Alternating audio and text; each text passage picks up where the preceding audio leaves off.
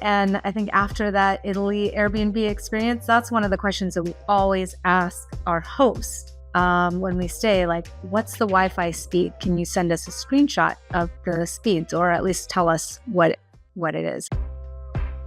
This is Worldschooling Q&A. I'm Astrid, creator of The Wandering Daughter. As a traveling family, we've spent 4 years traveling full-time to over 18 countries and 6 continents. Wherever we go, we try to learn as much as we can about the countries and cultures we visit. While we didn't coin the term, we like to call this world schooling, using the world as our classroom. Each week, my husband Clint and I will answer one question about world schooling and share our experiences of traveling the world with our kids. Ready to get started? Great! Let's dive in.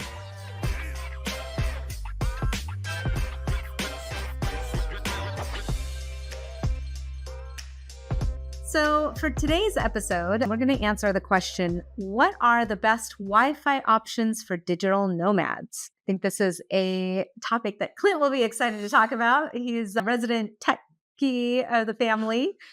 Yeah, before I started traveling, I was always the guy figuring out the Wi-Fi and internet and all that stuff. So it's no surprise that was also one of my tasks while we were traveling. It's no joke. Like, especially if you're working remotely, you got to figure out the Wi-Fi stuff. I think when we used to go to conferences, Worldschooling conferences, where we meet other families, inevitably someone would want to geek out or want to know, how can I figure out better Wi-Fi options?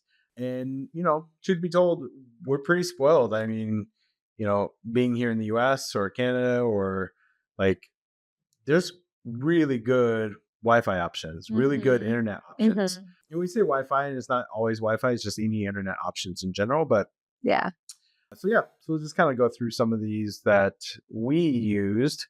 And I think the biggest thing I want to say, first of all, is have a backup plan to your backup plan. If working is important, make sure you have multiple backup plans for that. Nothing worse than having to do a meeting and you don't have internet, or you have really spotty internet, especially if your meeting requires you to have video on. That can be a huge deal breaker. I just remember we stayed at this gorgeous Airbnb in Italy, in the Parma region. It was like this old farmhouse, 600 years old or something like that, and overlooking the Italian countryside.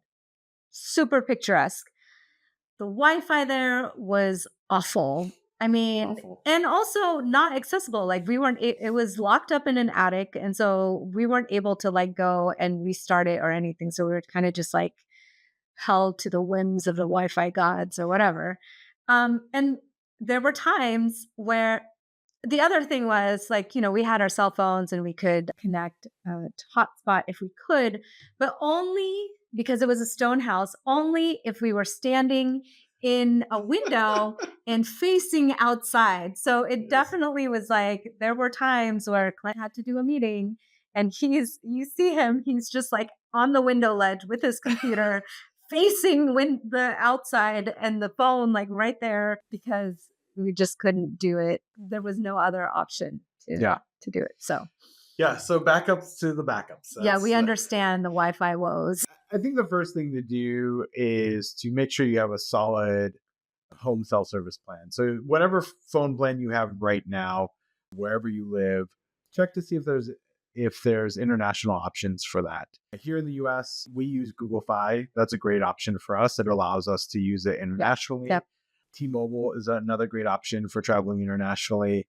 And Verizon is a little bit more expensive, but they also have some international plans as well. The one thing is, check your terms of service. We have gotten cut off both times, or we've gotten cut off both with Google Fi and T-Mobile while we were traveling, because if you're using a certain amount of data and it's month after month of being out of the country, that breaks their terms of service, and sometimes they will cut you off.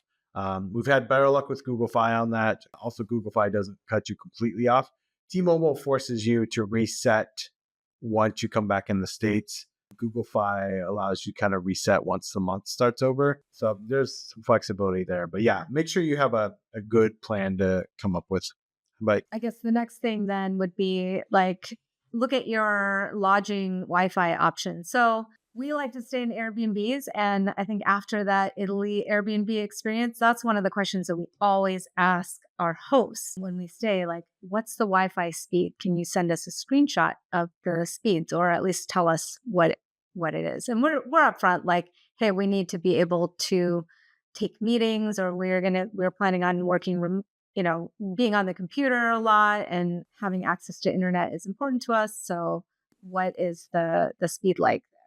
Yeah, and I think even after Italy, we started asking this of Airbnb hosts, and there was one time in Indonesia where they said, "Yeah, we have internet here," and I think they even sent a screenshot of the thing, and it was okay. But we got there, and there was no Wi-Fi at all. Yeah, it was like a dead zone. Total dead zone. Not even cell service. Nothing. We actually ended up having to leave that Airbnb because there was just no way we were supposed to stay there a month. Yeah. There was just no way we could have done it. Yeah. Having said that, this actually wouldn't have helped us in this situation. But one of the things that we always do now is, I think we only do this if we're going to be there longer than 2 weeks. Otherwise, we don't really do this. Yeah, I guess so. We get a local SIM card. So we have the phones that we have allow us to do an eSIM and a local or in a physical SIM card. So the eSIM is just our normal phone plan. Yeah. But then the local SIM card is wherever we're at. We'll just go by, and they're really easy to get. Sometimes we'll get them at the airport, sometimes a convenience store. It just depends on where we're at. Yeah. But we always get it. Make sure whatever you get, though, understand how to refill it, because that can be really tricky. In the Philippines, it was this very convoluted method of refilling where you had to buy points from convenience stores, and then the points you had to call and transfer them into minutes, and it was just very terrible. Not handling that. And the other thing is also make sure the local SIM card covers hotspotting, because sometimes the SIM cards won't allow you to hotspot, and if you need to hotspot off of your phone for your laptop, for example, you want to be able that to work. Yeah, and if your phone doesn't allow you to have like 2 SIM cards, for instance, or like you don't want to switch out your SIM from your current phone, you can always like look for like an inexpensive phone just to put in a SIM card in there, and then you will be able to like hotspot off of that. Yeah, I actually recommend carrying an extra phone if you have one from like an old plan or something, just to use as a hotspot or in case yours doesn't work so well. Yeah. What about those like global hotspot things? Yeah, so what do you think about that? Yeah, until recently, those have not worked out very well. Yeah, we used TEP in the past, and they were. And we used I can't remember the name of it right offhand. There was another one that we tried. Yeah. We just did not have good luck with them. They just are slow. And like tends to be expensive. Yeah. Really expensive per data. Starlink is a popular choice now. So what is Starlink? Yeah, so Starlink is an Elon Musk company.